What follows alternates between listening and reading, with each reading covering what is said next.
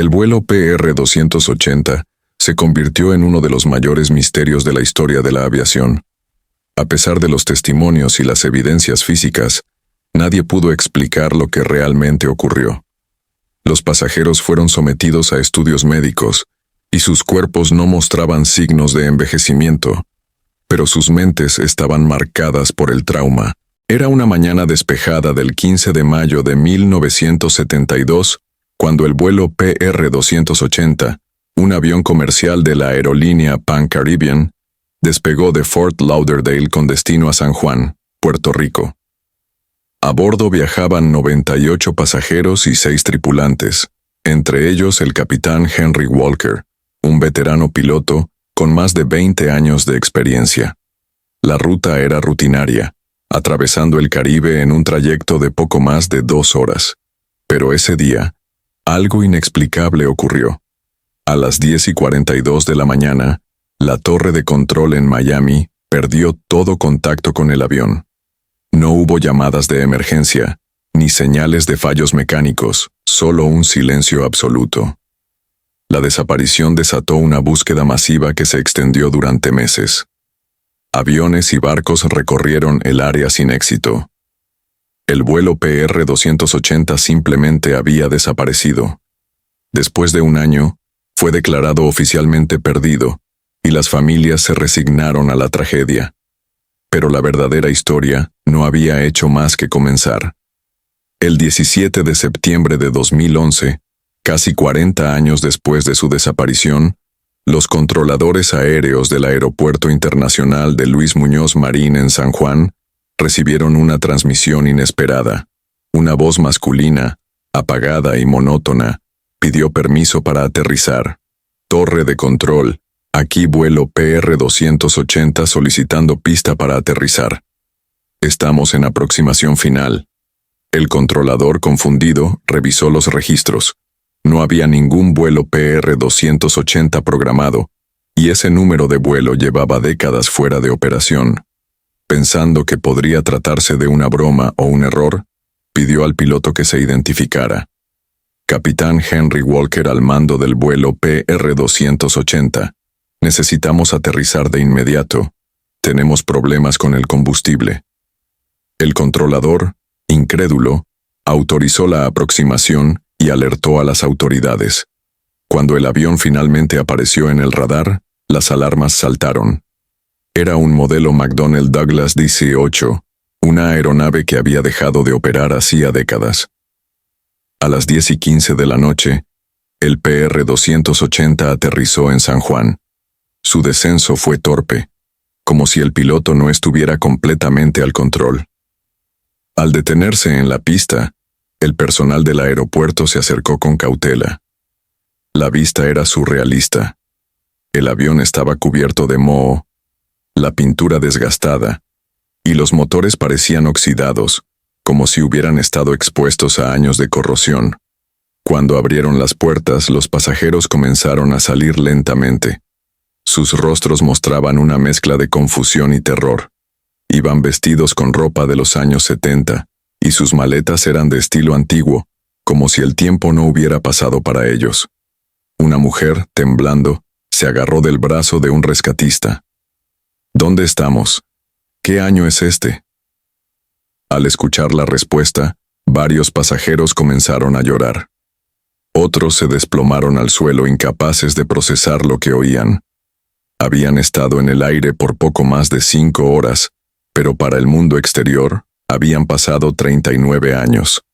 Cuando los pasajeros y la tripulación fueron interrogados, todos contaron la misma historia.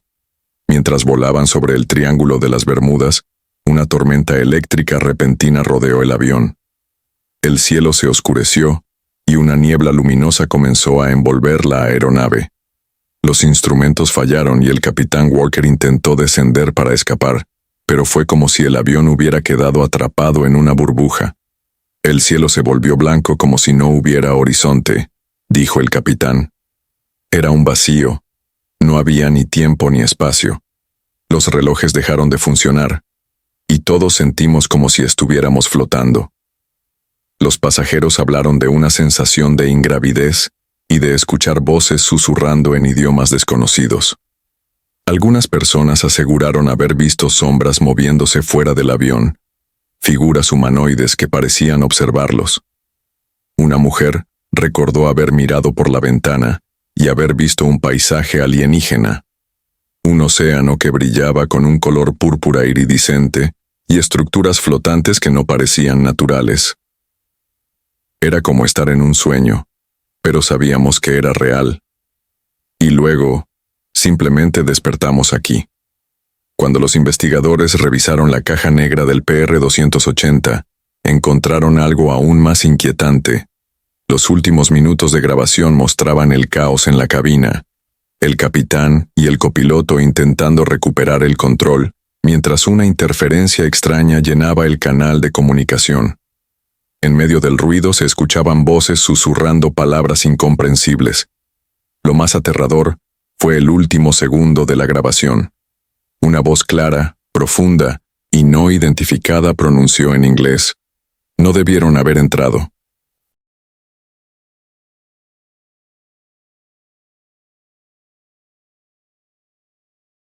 «15 de diciembre de 1945. El Escuadrón 19 de la Marina de los Estados Unidos despegó de la base aérea de Fort Lauderdale, Florida, en una misión rutinaria de entrenamiento. 5 aviones Grumman TBM Avenger, cada uno pilotado por jóvenes pero experimentados aviadores, se adentraron en el cielo despejado con la misión de volar en formación hacia las Bahamas y regresar. Lo que debía ser un ejercicio estándar se transformaría en uno de los misterios más aterradores del Triángulo de las Bermudas. La misión comenzó sin complicaciones. El líder del escuadrón, el teniente Charles Taylor, se comunicaba con claridad, guiando al grupo a través de un trayecto calculado. Sin embargo, 1 hora después del despegue, los pilotos comenzaron a reportar anomalías en los instrumentos de navegación. Las brújulas giraban sin sentido, los relojes parecían detenerse y el horizonte se desdibujaba en un resplandor azulado. ¿Ven eso? Una voz se coló en el canal de radio, entrecortada. Hay algo ahí abajo, una isla. No debería estar aquí. El teniente Taylor intentó calmar a su equipo, pero sus propios instrumentos comenzaron a fallar. Los 5 aviones volaban ahora a ciegas en un cielo cada vez más oscuro, como si la luz del sol estuviera siendo absorbida por un manto de sombras.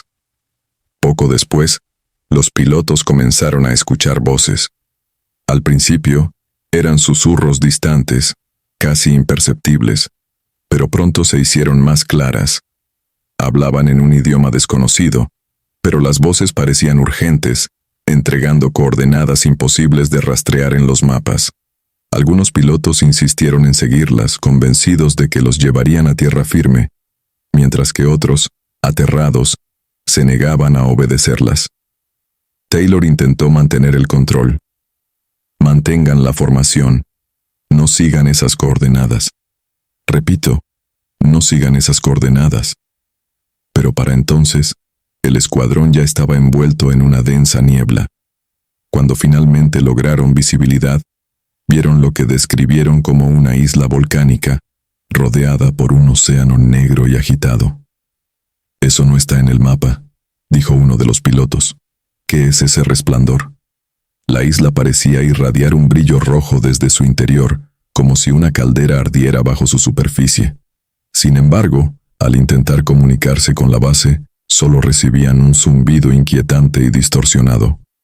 A las 16:56, el teniente Taylor envió su último mensaje. «Estamos atrapados. Todo está mal. No podemos salir. La isla no nos deja ir». 1985. Una expedición científica dedicada a estudiar islas remotas en el Caribe hizo un descubrimiento asombroso. En una pequeña isla volcánica deshabitada, enterrados bajo una gruesa capa de ceniza solidificada, encontraron los restos de 5 aviones militares perfectamente alineados. Aunque los números de serie de los Grumman TBM Avengers confirmaban que pertenecían al Escuadrón 19, los aviones estaban en condiciones imposibles para su edad.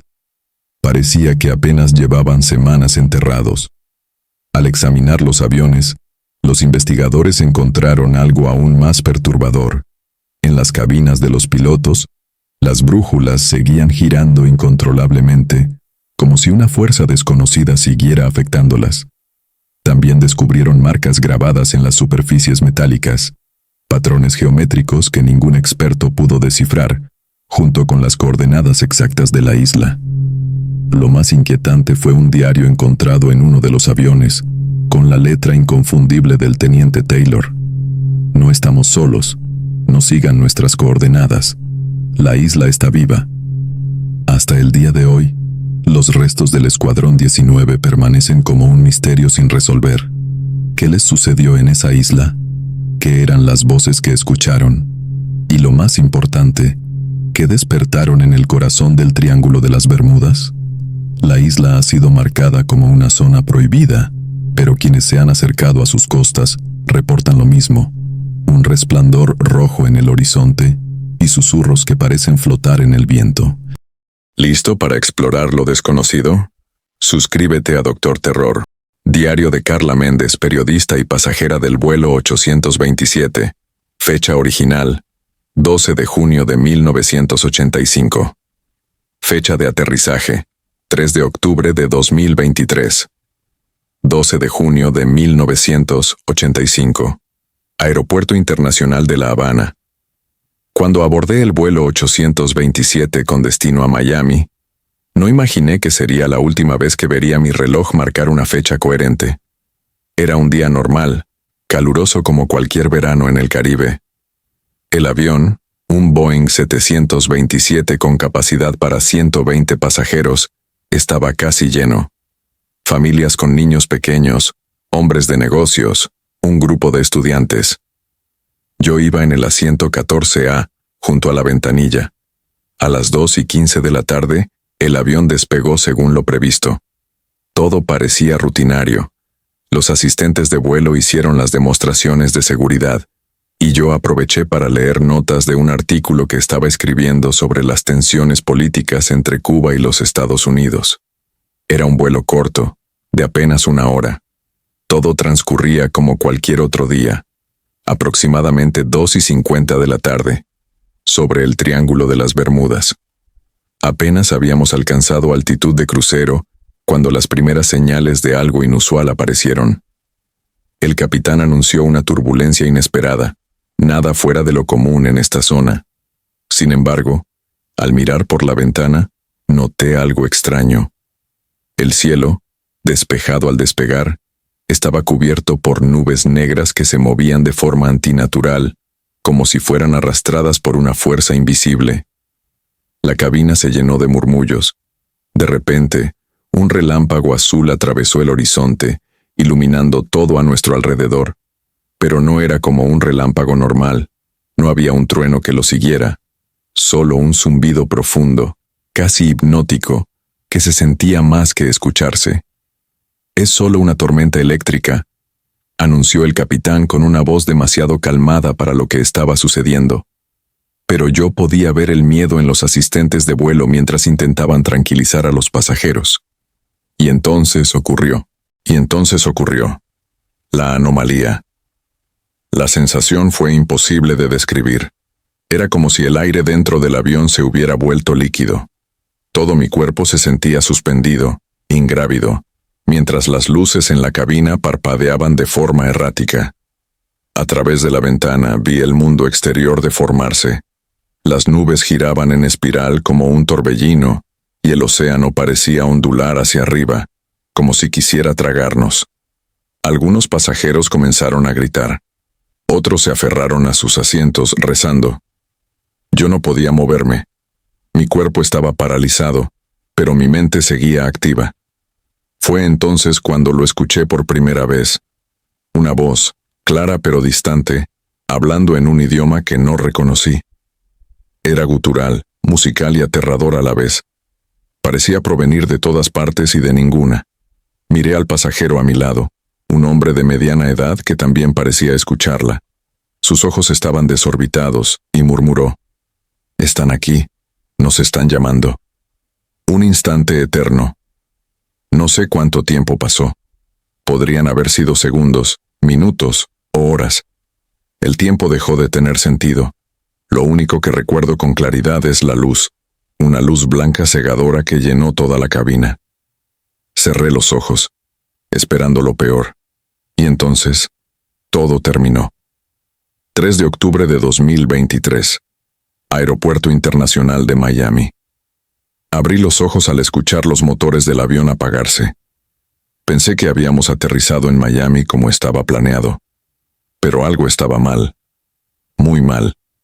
Miré por la ventanilla y vi un aeropuerto que no reconocí. Los edificios eran modernos, demasiado modernos, con grandes pantallas digitales y aviones de formas extrañas estacionados en las pistas. El altavoz del avión estaba en silencio. Los asistentes de vuelo, atónitos, no sabían qué hacer.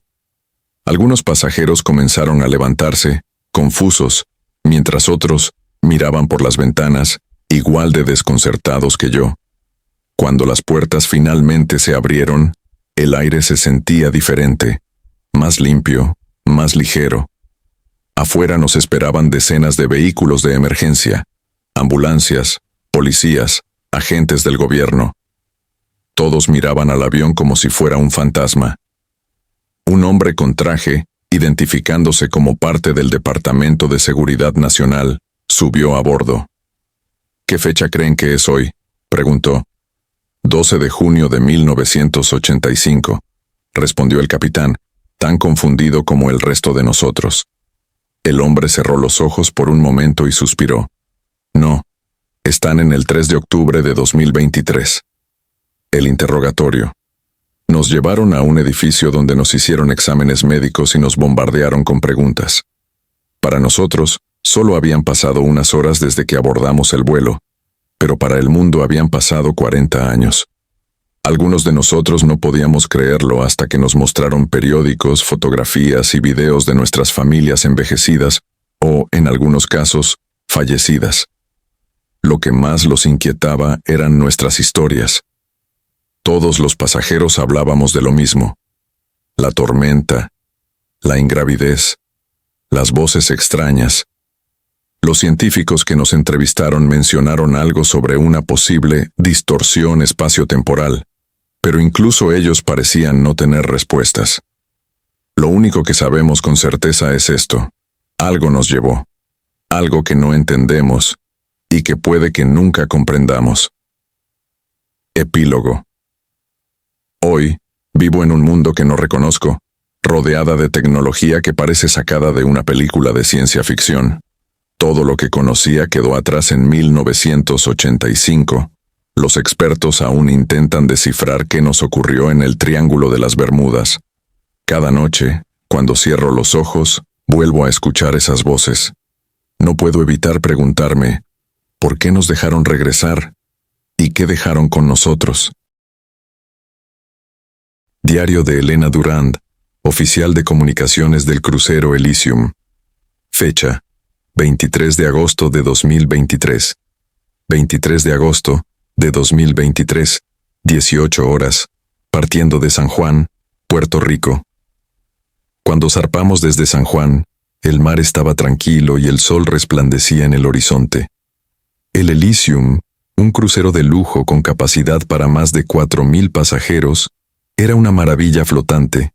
Piscinas infinitas, restaurantes de alta cocina, spas y todo lo que uno podría desear en unas vacaciones perfectas. Mi trabajo como oficial de comunicaciones era sencillo: asegurarme de que las señales de radio estuvieran claras y que el capitán pudiera mantener contacto con las estaciones costeras y otros barcos. En un día normal, apenas ocurría algo interesante. Sin embargo, esa noche, algo en el ambiente cambió. El aire se sentía pesado, eléctrico, como si el océano estuviera reteniendo el aliento.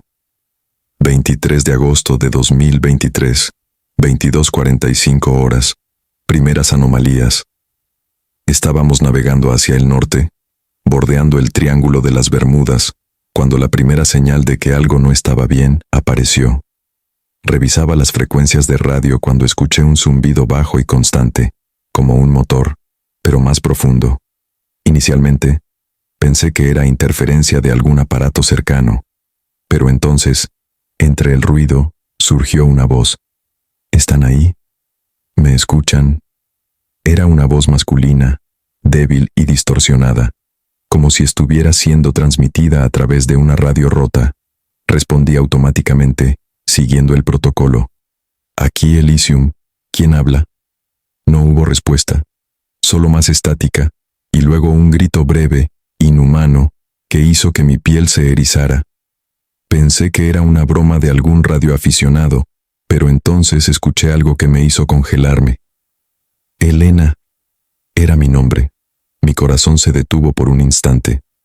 La señal desapareció. 24 de agosto de 2023, 1:30 la tormenta. El capitán nos había advertido sobre la posibilidad de mal tiempo, pero lo que enfrentamos fue mucho más que una tormenta común. Las nubes se acumularon rápidamente, negras como el carbón, y el viento comenzó a rugir.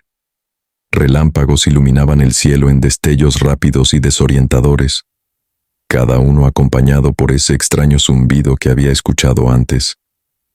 Desde la sala de comunicaciones, trataba de contactar con la guardia costera, pero no lograba obtener respuesta.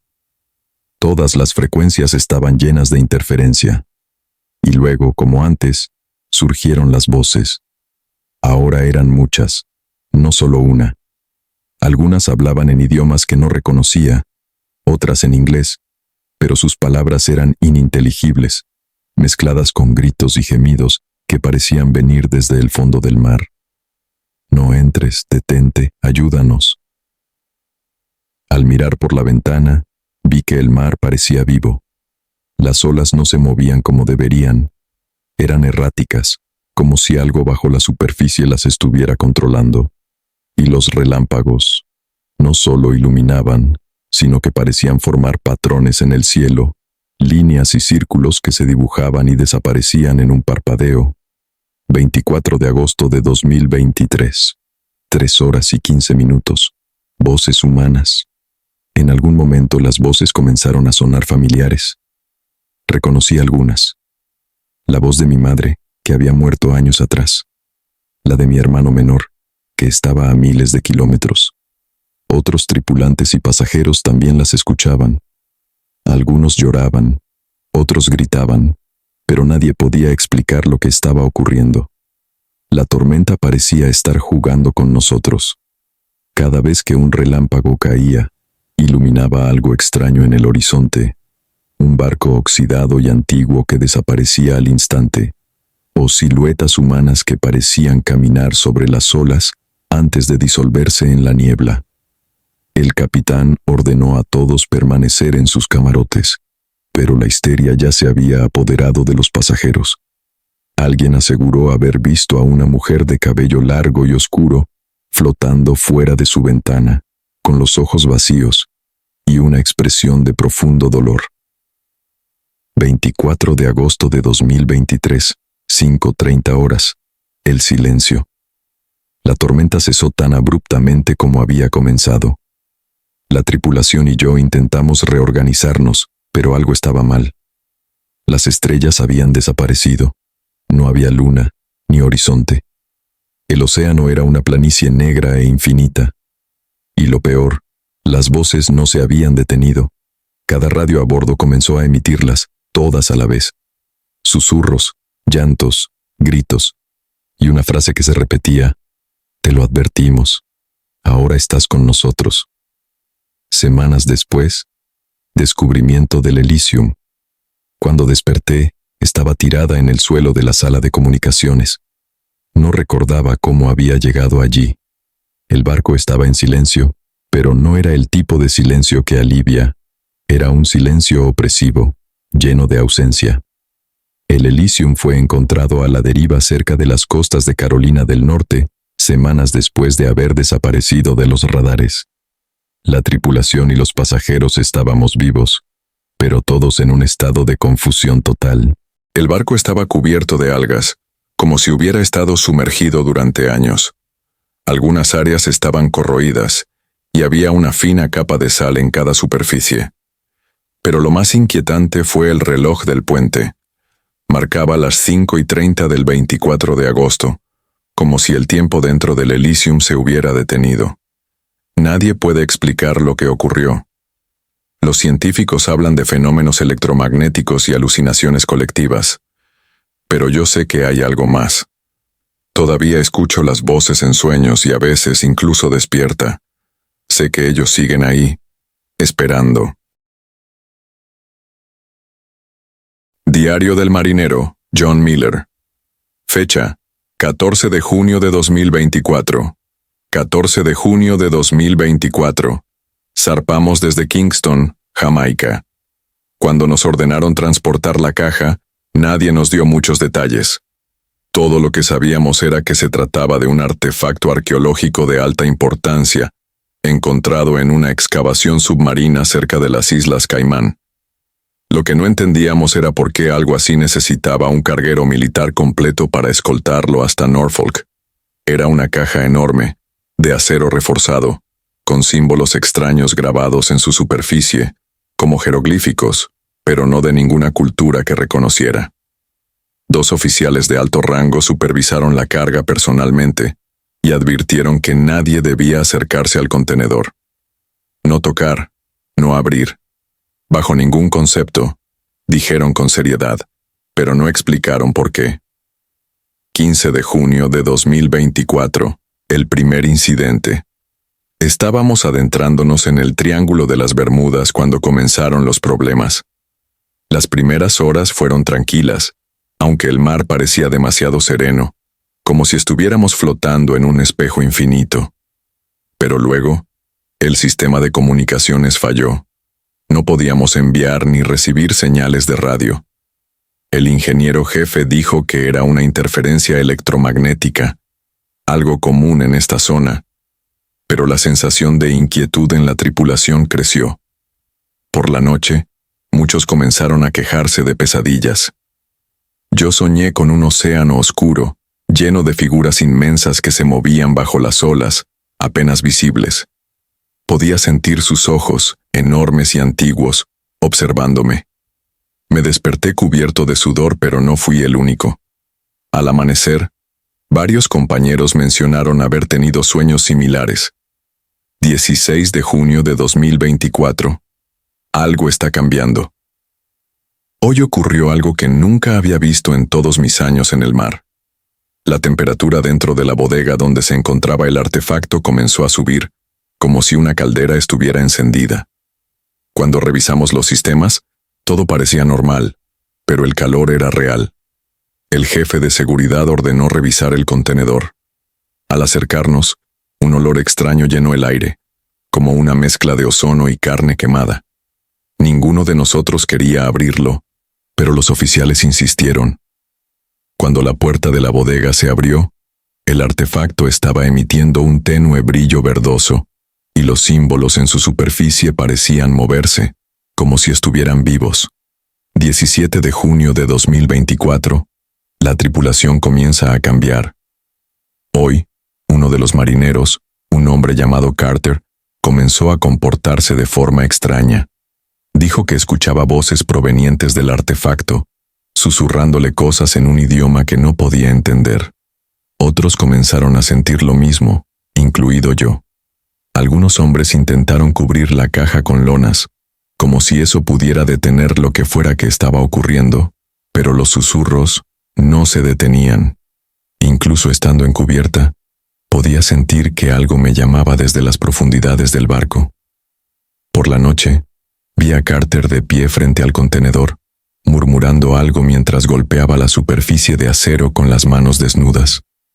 Cuando lo alejamos, sus palmas estaban quemadas y sus ojos no eran los mismos. Parecía ausente, como si una parte de él hubiera quedado atrapada dentro de esa cosa. 18 de junio de 2024. Despertar. El barco entero está en caos. Los sistemas de navegación fallaron por completo y estamos a la deriva. No hay estrellas en el cielo, solo una oscuridad opresiva que parece envolvernos. El artefacto comenzó a emitir un sonido, un pulso bajo y constante que resuena en los pasillos. La tripulación está aterrorizada. Algunos han intentado saltar al agua, diciendo que preferían enfrentarse al océano que quedarse a bordo. Carter desapareció esta mañana. Encontramos su ropa cerca del contenedor, pero no había rastro de él. Y los símbolos, ahora los reconozco. No sé cómo, pero sé lo que significan. Hablan de un guardián dormido y de un pacto roto. 19 de junio de 2024. Bajo el océano. Esta será mi última entrada. Ya no queda nadie cuerdo a bordo. Los susurros se han convertido en gritos, y el barco entero vibra con cada pulso del artefacto. Vi algo en el agua esta noche, algo enorme que se movía debajo del barco. No era un submarino ni una criatura que pueda describir. Era algo más. Algo que no pertenece a este mundo. El artefacto lo ha despertado, lo sé.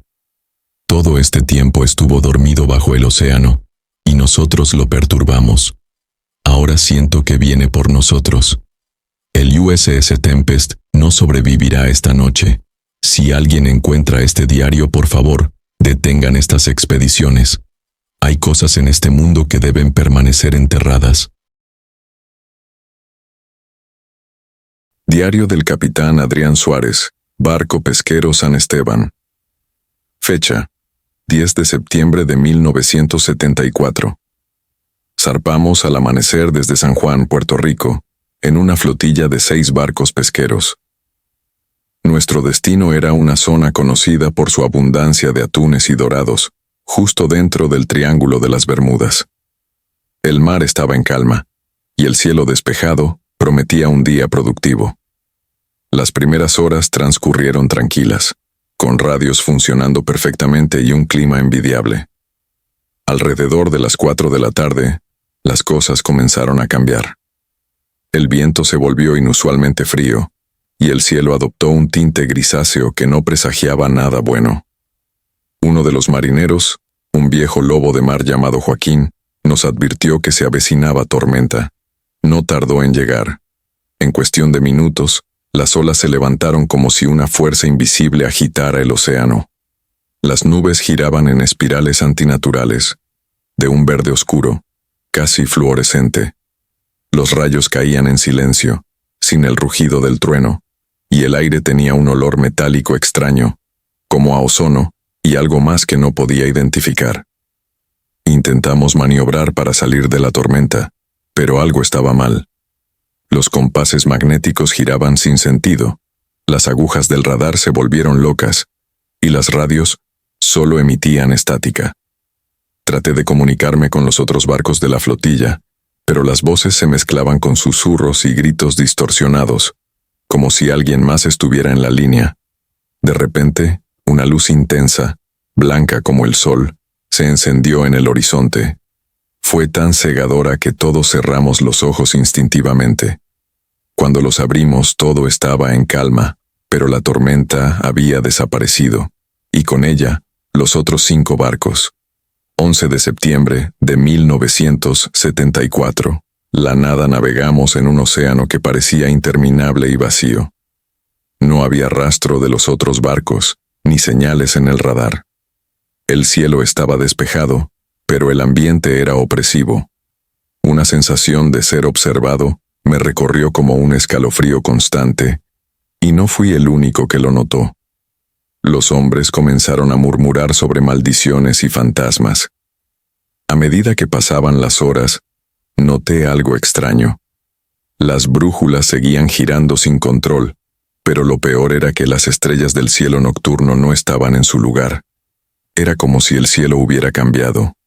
Las constelaciones que conocía desde niño ya no existían, y las que veíamos parecían malformadas, como reflejos distorsionados en un espejo de agua. 12 de septiembre de 1974. Las marcas. Al amanecer, algo aún más perturbador sucedió. Uno de los marineros, Ramiro, encontró marcas en el casco, justo en la proa. Eran símbolos grabados en el metal, pero ninguno de nosotros pudo reconocerlos. Parecían jeroglíficos, pero no egipcios, líneas curvas y figuras triangulares que parecían brillar débilmente cuando las tocábamos. Esa noche, los hombres comenzaron a tener pesadillas. Me desperté con los gritos de Joaquín, quien afirmaba haber visto una figura encubierta. Corrió a buscarla, pero no había nadie. Sin embargo, encontramos huellas mojadas que no coincidían con las botas de ninguno de nosotros. 15 de septiembre de 1974. El mensaje. Pasaron varios días, aunque perdimos la noción del tiempo. Los suministros de agua y comida comenzaron a disminuir, y el desánimo se apoderó de la tripulación. Algunos se negaban a dormir, aterrados por las pesadillas recurrentes. Una y otra vez, soñaban con una voz susurrante que decía: «No deberían haber venido». Al quinto día, encontramos algo grabado en el casco interior del barco. Era un mensaje que nadie recordaba haber escrito. «No vuelvan jamás». La letra era irregular, tallada con algo afilado, y los símbolos que habíamos visto antes rodeaban las palabras. Esa noche, las pesadillas alcanzaron su punto máximo. Todos soñamos con lo mismo: una figura alta, humanoide pero deforme, de pie en la cubierta, observándonos con ojos como pozos sin fondo. Sentíamos su presencia incluso al despertar. 27 de septiembre de 1974. El regreso. Después de lo que parecieron semanas atrapados en esa pesadilla flotante, despertamos una mañana y vimos la costa. No sabíamos cómo habíamos llegado allí. El San Esteban estaba cubierto de líquenes, y el casco oxidado parecía haber pasado décadas en el fondo del océano. Cuando finalmente desembarcamos, nadie nos esperaba. Habíamos desaparecido por casi 3 semanas, pero el barco parecía haber envejecido siglos. Al contar nuestra historia, pocos nos creyeron.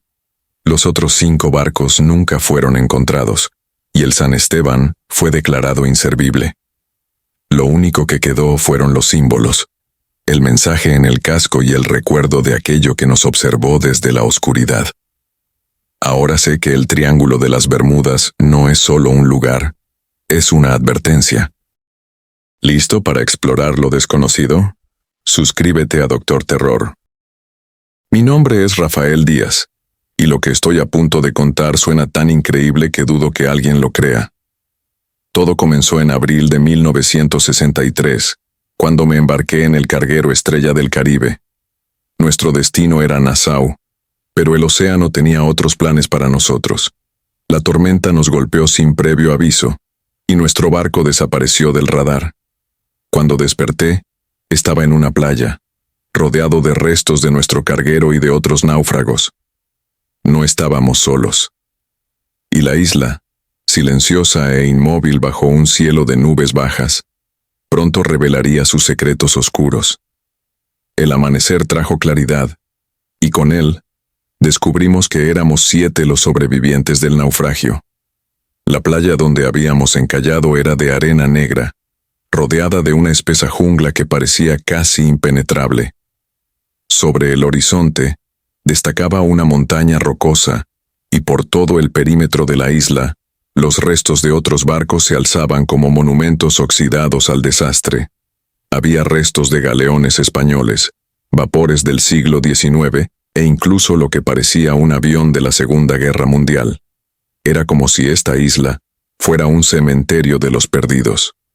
Entre los sobrevivientes estaban Elena, una doctora, Luis, un marinero experimentado, y Peter, un arqueólogo británico que había estado estudiando las leyendas del Triángulo. Fue él quien primero murmuró: Esto no es una isla común. A medida que explorábamos, encontramos más evidencias de que la isla había atrapado a otros antes que nosotros. En una cueva, hallamos herramientas de piedra y esqueletos humanos.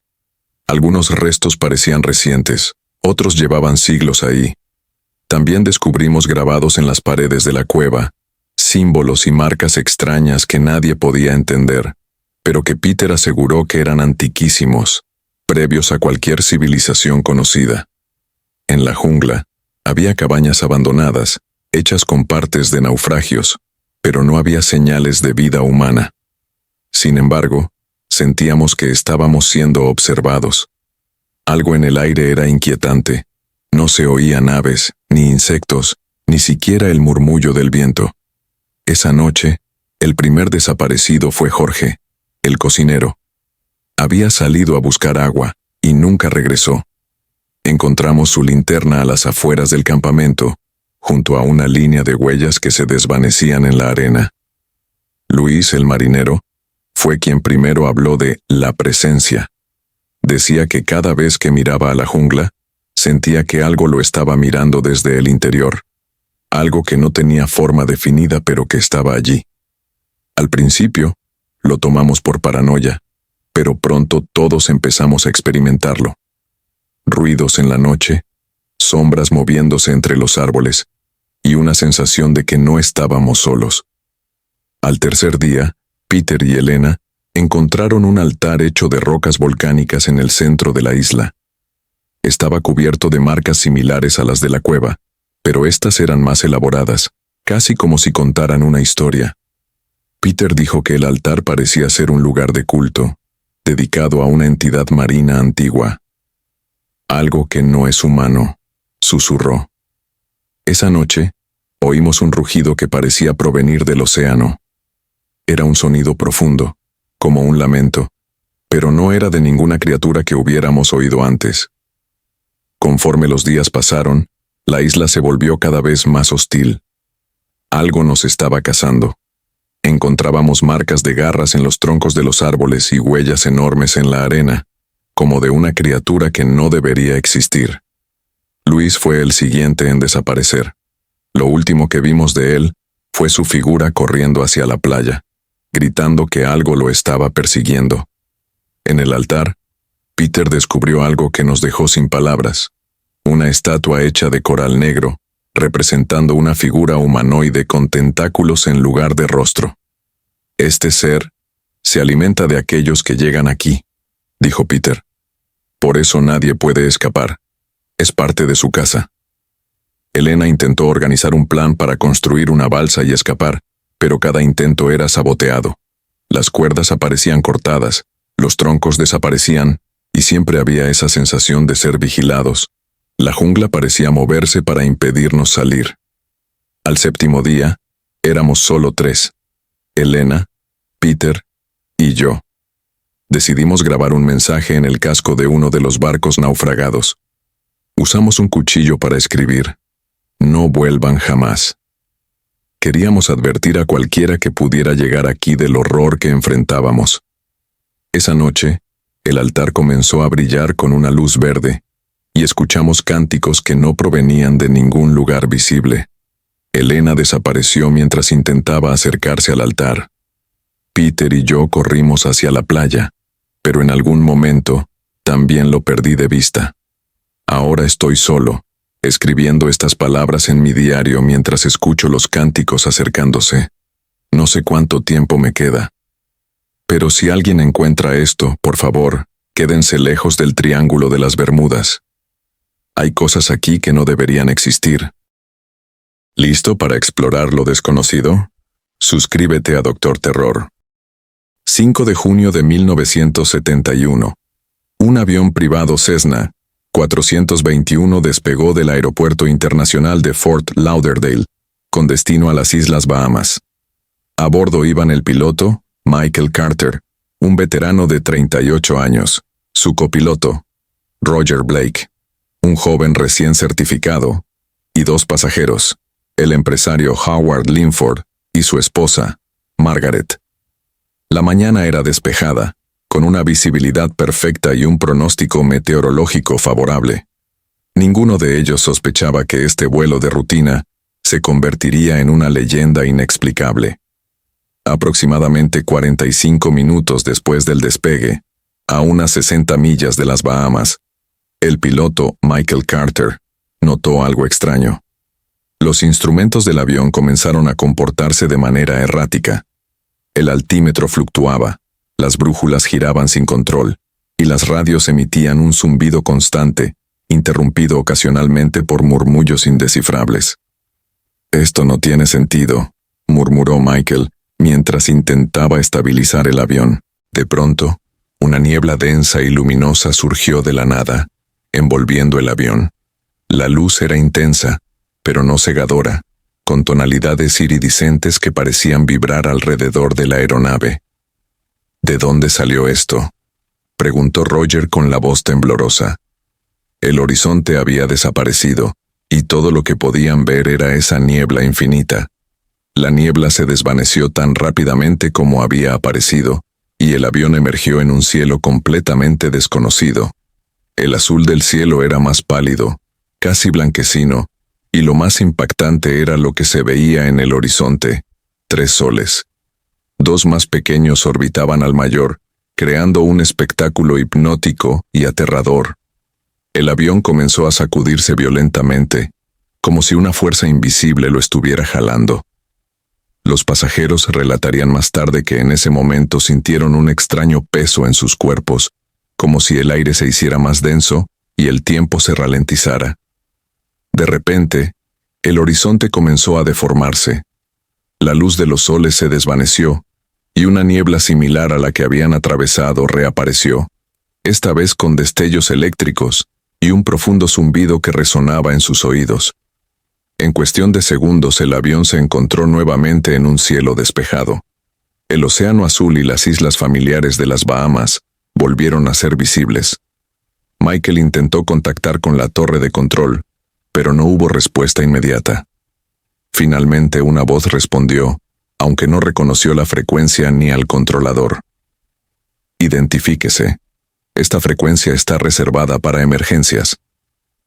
Michael dio su identificación y explicó la ruta, pero la respuesta lo dejó helado.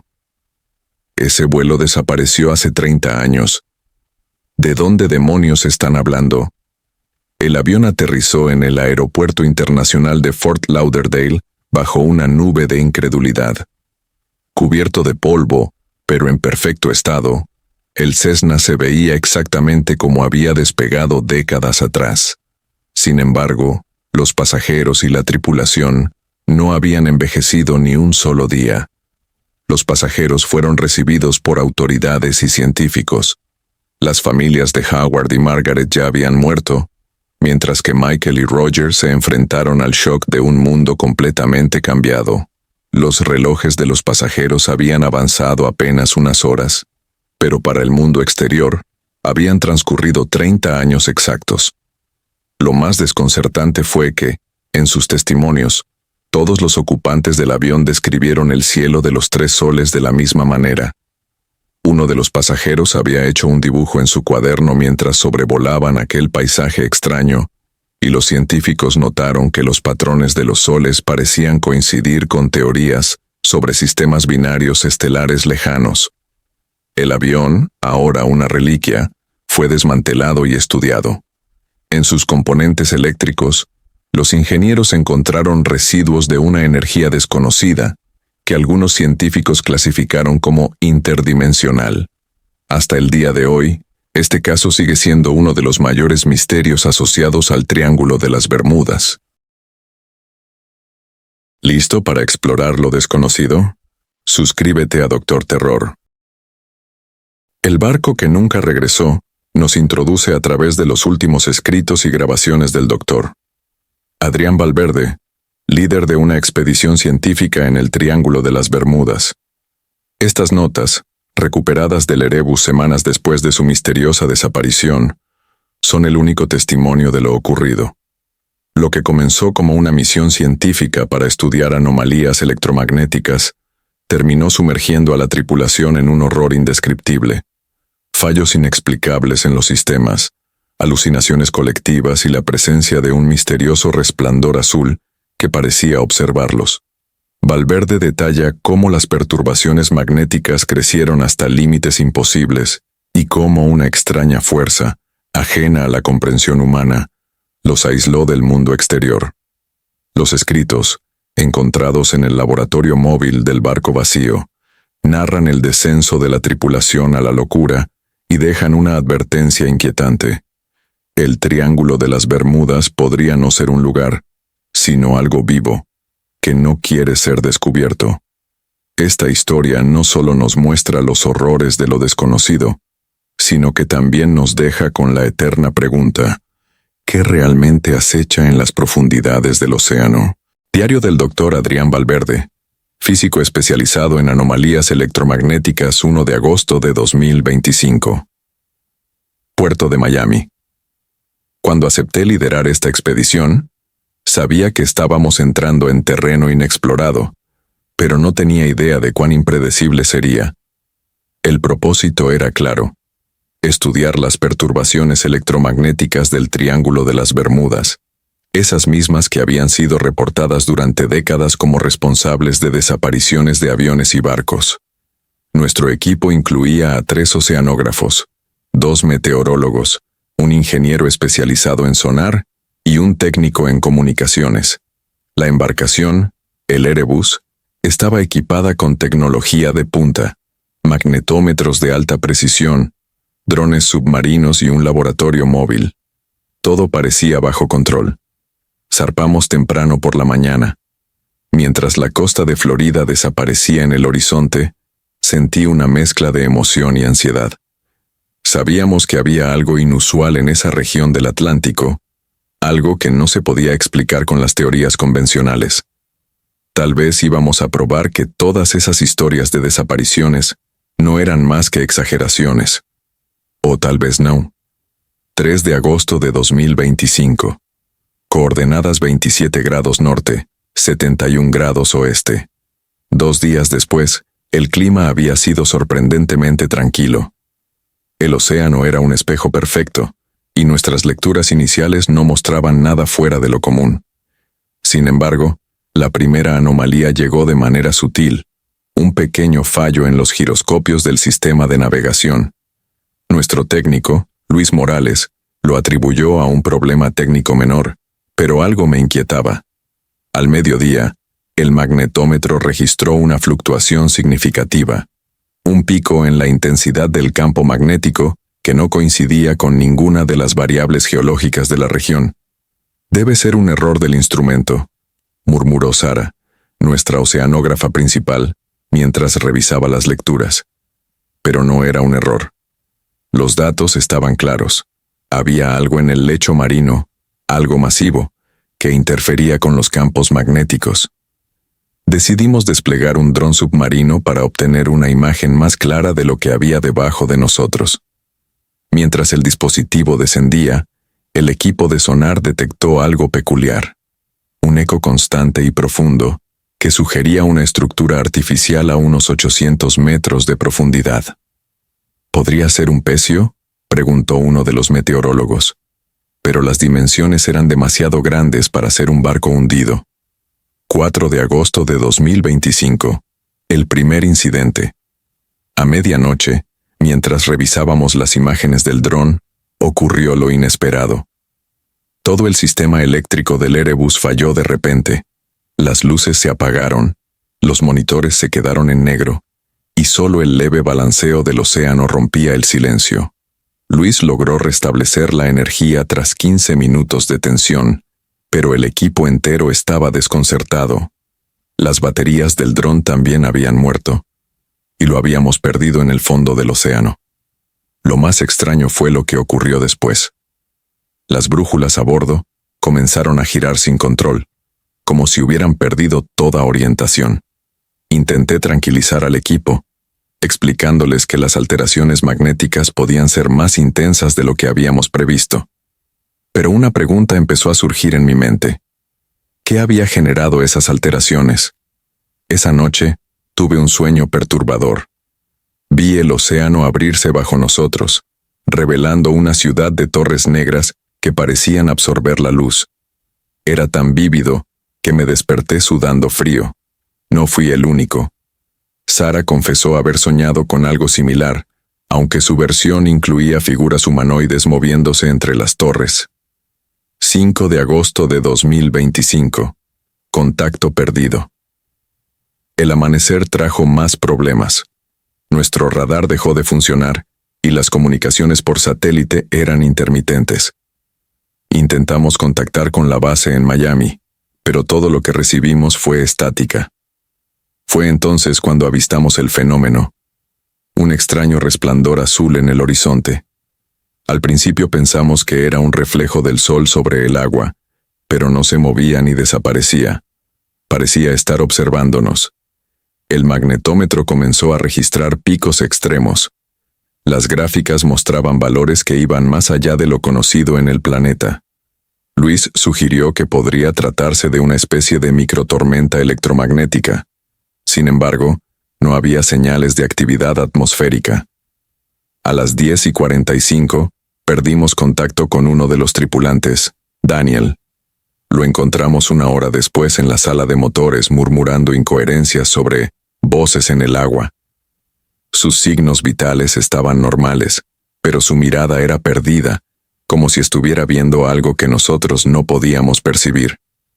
6 de agosto de 2025. A la deriva. Ese día, el Erebus dejó de responder. Los motores se apagaron, y estábamos a merced de la corriente. El resplandor azul ahora estaba más cerca, rodeándonos como una niebla fluorescente. A medida que avanzaba el día, las alucinaciones comenzaron a extenderse por la tripulación. Sara decía escuchar a su hija llamándola desde las profundidades. Luis aseguró haber visto una figura encubierta que desaparecía cuando intentaba acercarse. Yo mismo comencé a sentir una extraña presión en el pecho, como si algo invisible estuviera intentando hundirme en el suelo. Pero lo peor llegó por la noche. Una grabación en el sonar reveló un sonido rítmico y profundo, como un latido gigantesco proveniente del lecho marino. Diario inconcluso. Última entrada. El 7 de agosto no hay más registro escrito. Solo una última grabación de voz recuperada del laboratorio móvil. Este es el doctor Adrián Valverde, registrando lo que puede ser mi último informe. Algo está aquí, con nosotros.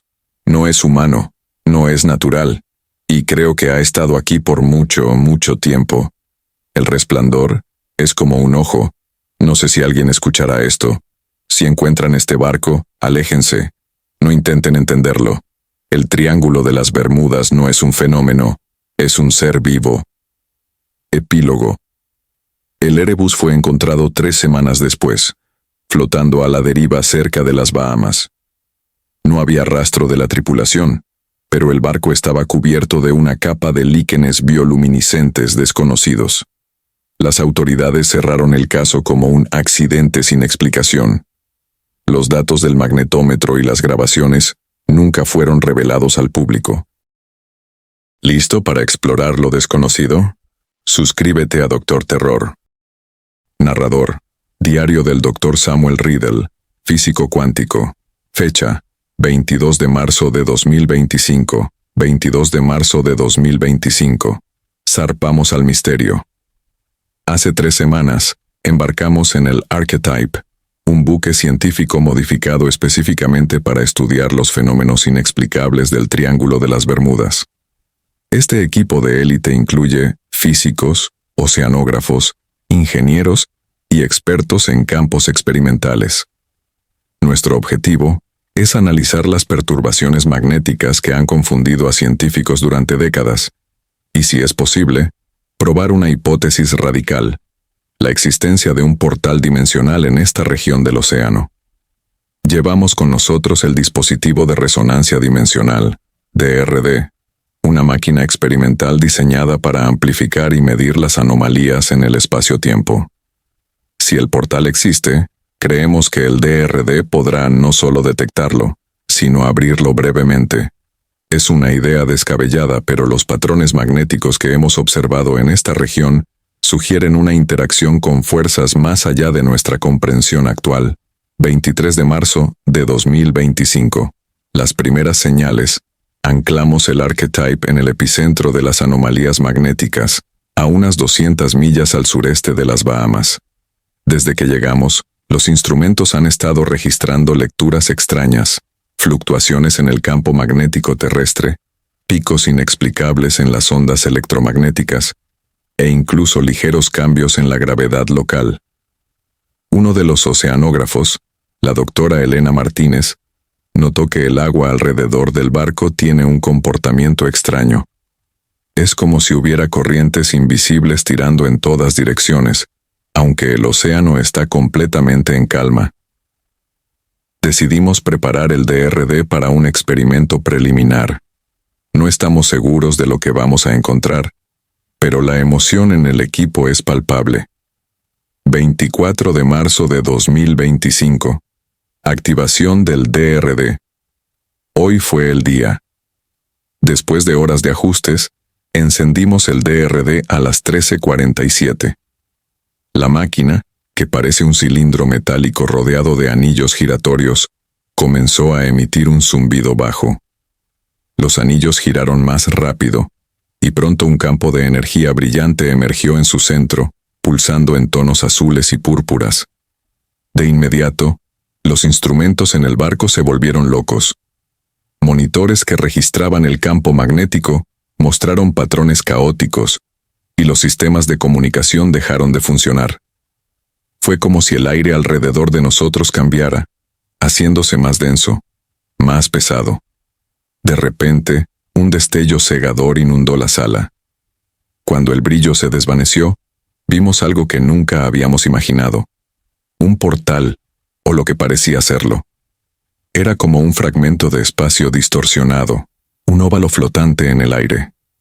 A través de él, vislumbramos un paisaje oscuro y borroso, como un lugar sumergido en niebla.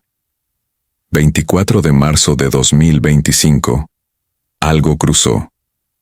Solo estuvo abierto durante 43 segundos antes de que el DRD fallara y el portal colapsara, pero eso fue suficiente. Una corriente de aire gélido atravesó la sala cuando el portal desapareció, y entonces sentimos que algo había cambiado. No vimos nada cruzar. Al principio. Horas más tarde, comenzaron los incidentes. La doctora Martínez fue la primera en notarlo. Dijo que sintió que alguien la estaba observando, aunque estaba sola en el laboratorio. Otros comenzaron a experimentar lo mismo. Ruidos suaves en los pasillos, como pasos, pero sin nadie presente. Fue entonces cuando los vimos por primera vez. Réplicas de nosotros mismos.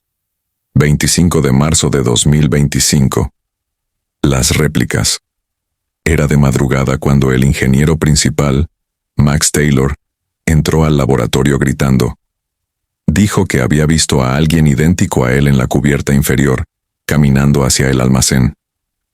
Al principio pensamos que estaba agotado, pero entonces Elena y yo también vimos algo similar. La réplica de Elena apareció en la sala de control. Era idéntica a ella, misma altura, misma ropa, pero había algo mal. Sus movimientos eran torpes, como si estuviera imitando cómo se suponía que debía caminar. Y sus ojos no parpadeaban. Intentamos acercarnos, pero desapareció, como si se desvaneciera en el aire.